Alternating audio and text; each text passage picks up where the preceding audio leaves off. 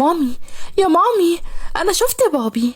سبت اللي في ايدي وجريت عليها، وطيت علشان اكون في مستواها. شفتيه فين؟ بره، قاعد مع اصحابه عند بيت الحصان وبيشرب شاي. انتي متأكدة يا رمزي؟ ايوه يا مامي. طب تعالي وديني ليه. رحت انا وهي وسلمى مكان ما هي شافته.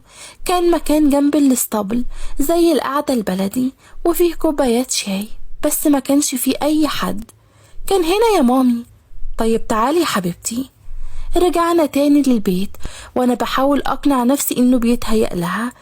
طفلة 7 سنين اكيد بيتهيأ لها. لكن الغريب في الامر انه حصل كذا مرة. كذا مرة تيجي وتقولي انها شافته وبسها، ومرة يديها شوكولاتة، ومرة يركبها معاه على الحصان، لحد ما انا وسلمى شكينا انه مستحيل دي تكون تهيؤات. والنهاردة قررت افضل طول اليوم في المكان اللي بتقول انها